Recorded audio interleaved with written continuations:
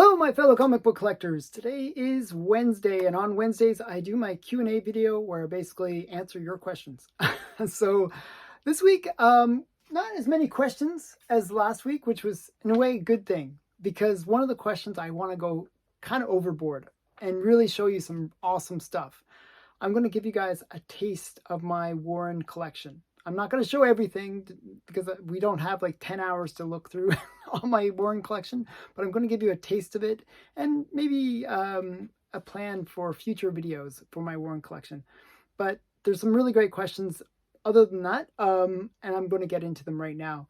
The first question comes from Mike Swintel, and he asked me, do you have the Imagine series of comic books that Stan Lee did for Wonder Woman? And no, I don't. That's a simple answer. But I did read it. So after I saw this question, I actually wasn't familiar with the fact that Stan Lee had done an Imagine. Like, it's the way it works is the Imagine series is, I don't know necessarily if it's Stan Lee that wrote it, but it's imagine what if situation if DC Wonder Woman was written by Stan Lee. And so I read that it's a one-shot, actually. And I didn't really like it, to tell you the truth. I didn't really find it that interesting. I found the story was a little bit convoluted. I didn't really appreciate it. And she didn't look like Wonder Woman the whole time. I was like, oh, she doesn't really kind of look like the Wonder Woman that I know and love. So I was a little bit, yeah, I wasn't that keen on it, sorry, but I did read it just to answer this question. So I probably won't be picking it up. If it had been a story that I really enjoyed and thought was cool, I would have totally added it to my pull list or whatever it is, like added it to my books to buy. But I didn't really enjoy it, sorry. And I didn't really like the cover either, so there's nothing really going for it for me. The next question comes from Space Age 73. And this is the one where he asks, see more Warren collection. He wants to see more of my Warren collection. And so for him and for all of you, I'm going to show you a taste of my Warren collection. Now, the way I've divided my Warren collection is into basically short magazine boxes of the different collections. So Eerie, Creepy, Vampirella, Famous Monsters, and some of them take more than one box. Like Famous Monsters is like 4 boxes or something crazy. And yeah, so I kind of divided it out. But I do have one box which is kind of my mixed bag. So a lot of Warren magazines, they didn't really run like many issues. Like Goblin is a good example of that. Only ran like 4 issues, or 3 or 4 issues. And then there's Help. There's a whole bunch, like 1984, 1994. And there was a bunch of one-shots as well. So I have like a sort of mixed box, which has like, so this is my mixed box, one I can kind of see at the very edge. I'll maybe angle the camera down a bit. There, now you can see it a bit better. So this is my mixed box. And in my mixed box, I actually had sitting on top of it my Blazing Combat collection. This is the anthology. And basically what they did is they took all the remainder copies and then put it into a one-off edition. And this is quite rare, this anthology. Mine's in a kind of a low grade, but it's just a hard book to find. I actually saw it recently. I was actually debating about picking it up again just to have a better copy of it. But it's a pretty rare book. And then I have, like, again, this is another rare book, the Blazing Combat #1. This is a Frank Frazetta cover. I'll zoom in so you can see it. The Blazing Combat magazine is it's good stories with amazing art. And it's like, there's #2, and it was just a four series, four magazines in the series. So they're all with Frazetta covers. So it's #3 and #4. These would have actually been good for my Friday challenge last week where I did war covers, but I wanted to keep it to comics. But these are all great covers and just amazing stories too. So that's Blazing Combat. And then in my mixed bag, it's like a really mixed box. I have like some of my like memorabilia that I collect from Warren. So they had like these Warren patches, and they did them from Creepy, Eerie, and Vampirella. And then they had these fan clubs that they, you could be part of. And this is just like one of the fan club ones. And then I have the fan club for Eerie as well, of course. And my Vampirella fan club card is in my Vampirella box. Another, this is not Warren, but this came out after. And one of the things that they created was a comic called, a magazine called Help. And Help magazine ran 26 issues in Warren. And it had sort of like a Mad feel to it. Actually, one of the people that was involved with Mad, Harvey Kurtzman, was the creator for Help magazine. And Help magazine had sort of similar humor to Mad, but more adult. It was like a little bit more risque, some nudity, some, a little bit more risque version of Mad magazine. And it was actually really great. Like, definitely worth reading. Help. And inside of Help, they would actually like the first Fritz the Cat, for example, first appearance of Fritz the Cat appeared in Help magazine. So they would feature a lot of really kind of cutting edge stuff, first, and it was kind of great. Later on, somebody else produced a magazine called Help. And it's really small. This is a really small one. This is issue number 27, which is actually super rare. This is it's like almost like a rare modern book. This came out, I think, in the 90s. It's Help 27, and she's reading an older copy of Help. And it's kind of cool. It's just a very interesting thing. This came out, let's see if I can see. It doesn't say when it came out. But I think it was in the 90s. I just remember when it came out. And it kind of gives you a sense of, some of the stuff. Oh, 1996. So yeah, I remember it was in the 90s. Another thing that's in my collection, in this mixed bag, is my Dracula pendant. This is really awesome. This is one of my favorite things from my Warren collection, actually, because it's just so cheesy. It's official Dracula dirt, like from Transylvania. This dirt that's inside the pendant, which is just a plastic thing. and the necklace is like this gold color, not gold, actual gold necklace. And it's one of those ones where you wear it and it'll probably turn your neck green. It's that kind of level. But it's like, and this is the original ad from Warren Publishing for it. And it's like, I'll read it to you. It's quite funny. Genuine soil from Dracula's castle. Authentic soil from Vlad's castle in Transylvania. Dust from Dracula's domain. Actual earth granted guaranteed authentic. It's like, and it's really wonderful. This, and they would charge like a lot of money for this back in the day. This was $10 back in the 70s. So that's like a lot of money for this. It's just crazy. And this is the certificate of authenticity on the back. And it's just basically, saying that this is guaranteed to be original. There's only 5,000. And it's James Warren, who's the editor and owner of Warren. So it's just kind of a cheesy little thing, but I really like it. And then in my mixed bag, I also have, I actually became friends with this guy. This is Spooky Magazine, which is sort of a fanzine dedicated to Warren Publishing. And I've contributed to it a few times. The guy would always ask me about questions about Warren, get me to give him pictures from the different magazines and stuff. But yeah, he became a friend.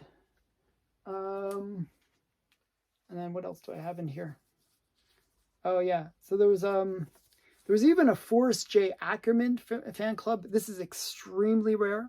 This is the Forrest J. Ackerman fan club, and it's just people that liked Forrest J. Ackerman. And it came with a note. I actually got it from Forrest J. Ackerman himself, and he sent it in a note to me. I never met Forrest, but he did. I did buy stuff from him. And then I also have the Famous Monsters. This one's in a bit rough shape, but and Forrest J. Ackerman signed it himself. This is Dr. Acula. He would always do that, where he would do these kind of puns, Dracula basically. Dr. Acula, he would call himself. So this is like the Famous Monsters fan club card. And this is from I would say the early 60s. And then this is a flyer from the first Famous Monsters convention. So that's kind of cool. Then we got, as I said, this box has all my one-shots. So Mole People was kind of a one-shot magazine. And, it's kind of a cool magazine. It's all about the movie The Mole People, which I actually haven't watched. I actually would like to see this movie at some point. And then, what else is in here? So there's a lot of cool things in here. Then they did a Dracula, one-shot, very thick. It's really, really thick magazine. And, it's kind of a cool book. This is using a lot of Spanish artists. And, just a really rare book. And then, what else is in here? Oh, this is one of my favorite. Oh my goodness. I haven't seen this in such a long time. This is such a great book. Oh my goodness. Okay. This is my Tiny Tim. So if you're familiar with Tiptoe Through the Tulips, Tiny Tim was the guy that sang it. And he just would sing it in this really high falsetto voice. Or yeah. Bocello, but I can never say it correctly. But this is the true fantastic story of Tiny Tim. Very rare, this book, actually. It's a hard one to find, but it's, it says his secret love and all this stuff. And it even has a full poster of Tiny Tim. So this was made during the 60s when Tiny Tim was considered super popular. He's sort of one of those one-hit wonders that kind of got lost in time. So Tiny Tim, this is such a great book. And then another series that was a short-lived series, I think it ran 11 issues, is Screen Thrills. So this was another Warren series. And yeah, they were kind of cool. And here's Screen Thrills number 2. And Screen Thrills number 3. Okay, so what else is in here? I'm just kind of going through. There's more Screen Thrills. I can show you a whole bunch of Screen Thrills. I have the whole thing. And then the next thing is favorite Westerns. So Warren really became popular because of Famous Monsters. And during the 60s, Westerns were really, really popular. So they thought, hey, we had success with monsters. Let's try Westerns. So this is their attempt at famous Westerns and famous Westerns of Filmland. This is issue number 1. And, it has their typical humor. They love, Forrest J. Ackerman really loved getting photo cells from the movies. And he loved putting little bubbles on them where it's a bit of a joke. Paladin, are you hurt? And he's got a bullet to the brain. It's very silly humor. Part of the reason I like it. Okay. Actually, this one has my name on it. And then we got one with John Wayne on it, number 2. So it's a very cool series. Famous Westerns. And I got the whole series. It ran 6 issues. And then the next one is Spaceman. So this is Spaceman. Just another short-lived series. Forrest J. Ackerman, his claim to fame is he was the first one to coin the word sci-fi. And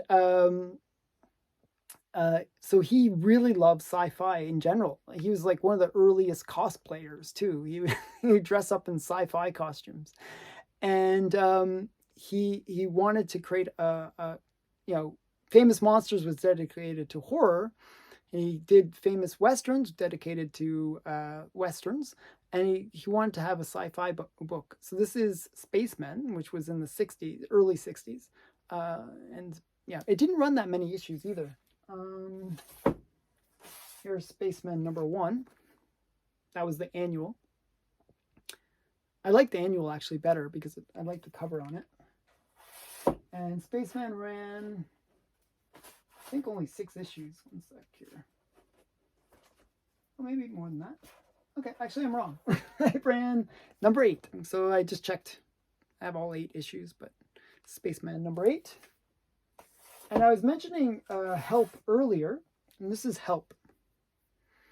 So this is Help #1. And getting these Help are actually quite hard to find. You can find random issues, and often you can find them for cheap, strangely enough, unless people know what they are. They're just really hard to find. Especially #1 is quite a challenge to find this book.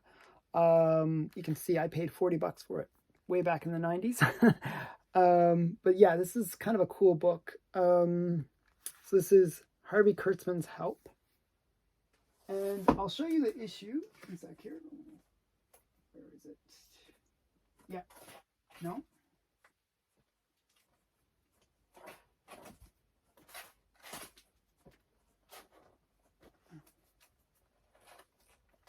One sec here. There's like so many, I think it's like in the 20s, 24. Yeah, it's #24. So this is the first appearance of Fritz the Cat. Help #24. If you see this issue, pick it up.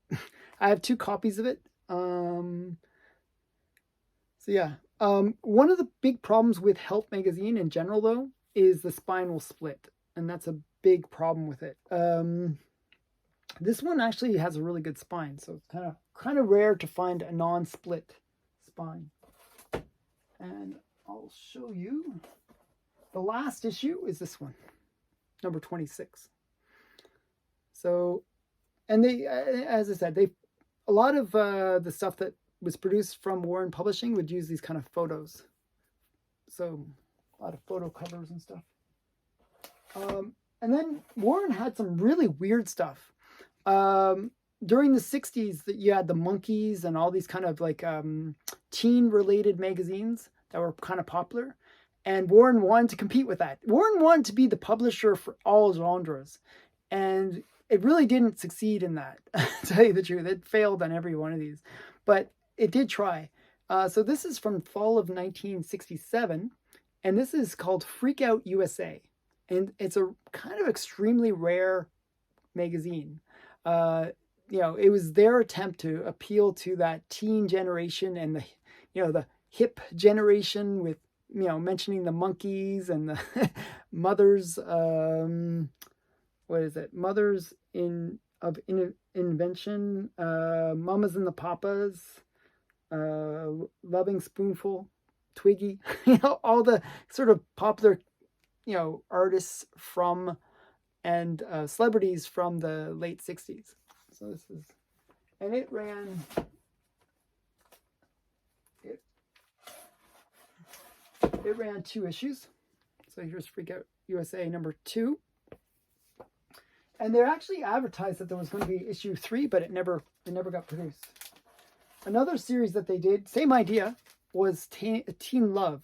They really tried to appeal to everything and just didn't quite succeed. So Teen Love is another one of these really obscure Warren magazines. Just totally weird. Yeah, but teen love stories. And it ran 3 issues, I believe. So there's Teen Love #2. And you can read the titles. It's kind of, you can see that it's really trying to appeal to that 60s, teen. And then we got Teen Love Stories number 3. And the next book is super cool. So this is like all my cool stuff. So this is like my After Hours collection. So the very first Warren book is this one right here, After Hours number 1. And it was an attempt to be the next Playboy. Warren, his whole marketing strategy, his whole business strategy was to leverage things that worked. Playboy was super successful. Why not produce your own version of Playboy and leverage that success? Well, he did that. He tried. And he came out with After Hours magazine in 1957. And it ran 4 issues. So we got number 2 and number 3 and then number 4. This is the big one. This is the big book that everyone wants. If they're a Warren collector, this is the book. And the reason this is the book is what happened was it was James Warren and Forrest J. Ackerman who were kind of teamed up on this endeavor. And the first 3 didn't really sell that well. They weren't very successful. But then they came out with issue number 4. And Forrest J. Ackerman kind of convinced James Warren to have like a section in it devoted towards horror and monster movies. And, Forrest J. Ackerman had a massive collection of stills and memorabilia from horror movies. Like he had the first King Kong poster. He had a whole bunch of crazy stuff. Just an amazing collection. So he said, hey, I have all this stuff. Why not just have like a little section inside the magazine devoted towards monsters? And what happened was this book became a phenomenon. People were like, oh, we really like the monster stuff. Can you do more about that? The nude women, the sexy girls, not so much, but the monsters they loved. And so what happened was they said, okay, maybe let's not do the nude girls anymore. Let's focus on monsters. And they came out with a magazine called Famous Monsters. And the rest is kind of history for Warren Publishing. So that's kind of the story behind it. And then there's a lot more in here. One sec here. Gotta put some of these back. So don't mind me. I feel weird when I don't have things put back after taking them out. Okay. And then, so I'm going to show you some more. As I said, I'm going to go all out on this one. You're going to see lots of stuff. So they did a lot of one-shot things. One of the one-shots they did was On the Scene. And this is Warren Presents On the Scene, Superheroes. And it was really dedicated to a lot of the 60s TV and, series like Captain Marvel and Superman and the, Batman 67 show. So it's kind of cool. And then they did a lot of these one-shots related to movies. This is Horror of Party Beach. Just another kind of cool book for Warren. And then they had another one called Curse of Frankenstein, Horror of Dracula. And it was looking at the Hammer Films and their movie productions. So this is kind of a cool book. And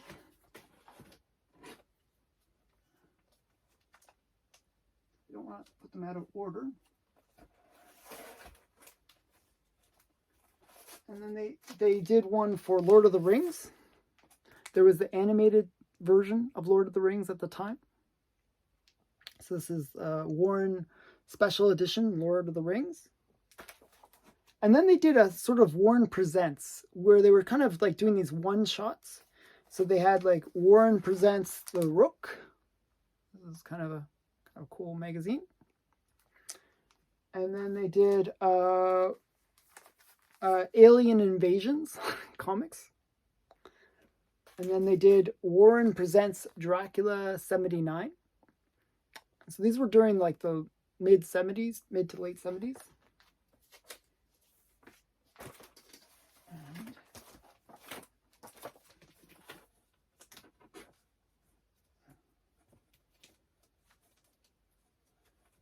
back. Put those back. So there's a whole bunch more of those. I want to show you some cooler things.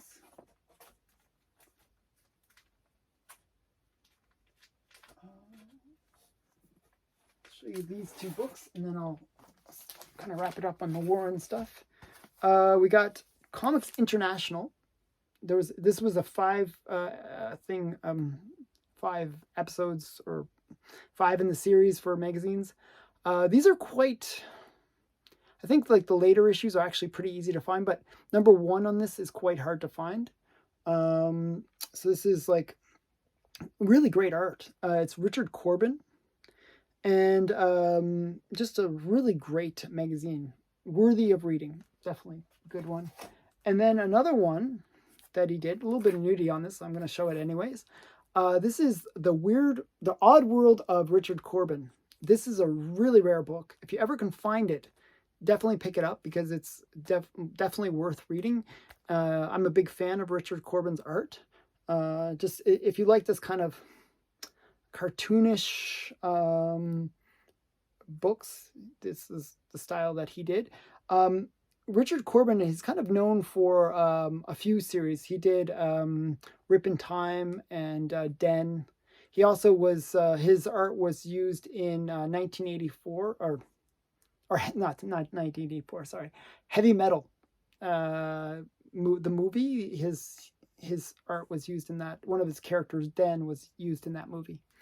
So definitely a great artist. And okay.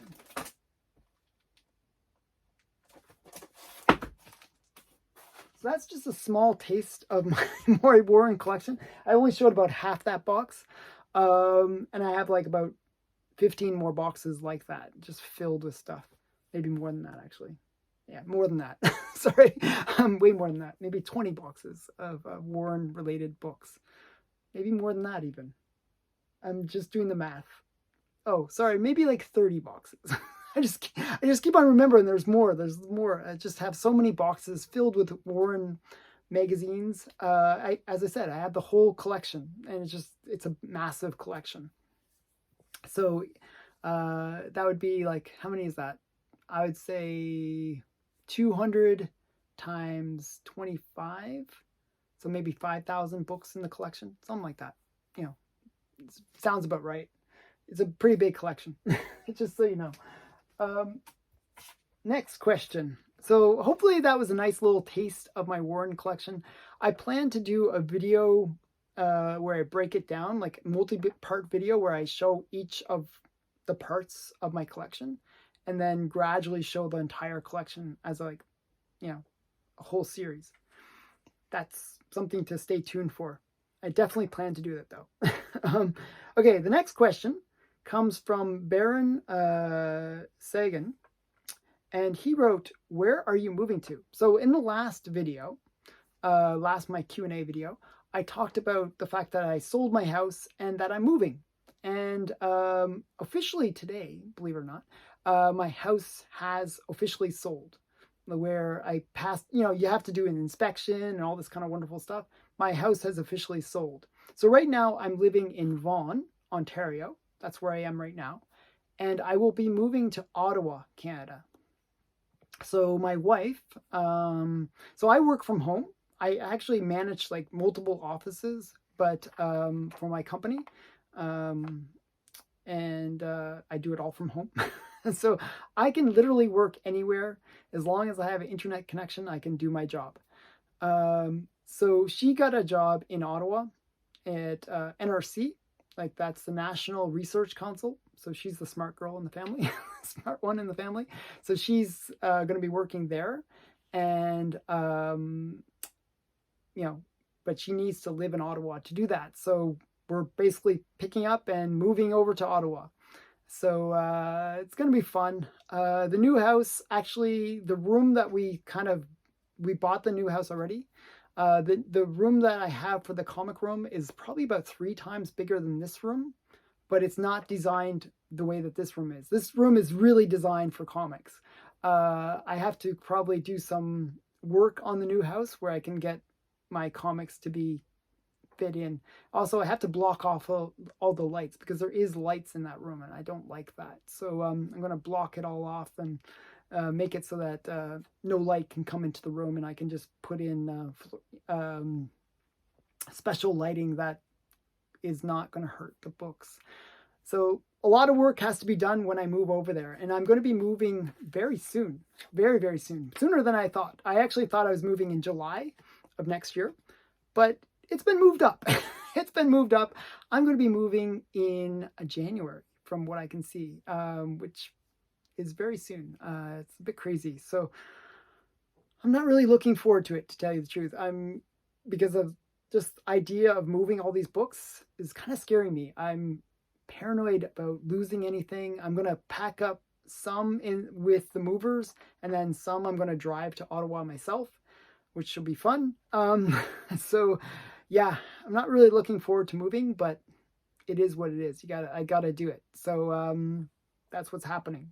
So for those who are curious where I'm moving to Ottawa. And if you live in the Ottawa area, or if you live in Ontario, actually, if you ever want to meet up, I'm keen to meet other collectors and people that enjoy the channel. So definitely just put a comment below that you want to meet up, and I'll arrange something. We'll meet up. Okay. Okay. So the next thing is, last question comes from Anthony Butler. And he just wrote this just as I was just about to film this video. I saw this question come in. I was like, oh, okay, I'll answer it. I got to put it into the video. So Anthony Butler asked about the first appearance of Linda Carter. Now, a lot of people, if you look it up, where is the first appearance of Linda Carter? And they always say it's Night Nurse 1. This is Night Nurse 1. Kind of a cool book. Very good story, actually. I really enjoy Night Nurse. I read all the Night Nurses. Here, one second. This one's taped so poorly, so annoyingly. Okay. It's like I gotta take it out of the plastic so I can show it to you a bit better. So this is it, Night Nurse number 1. Very cool book. So this is Linda Carter right here. And it'll say, first appearance of the Night Nurse. Okay? However, this is not really the first appearance of Linda Carter. Her first appearance is earlier than this. This is from 1972. And her first appearance is actually in a book called Linda Carter. It's actually called Linda Carter. Student Nurse. And I'll show you. One sec here.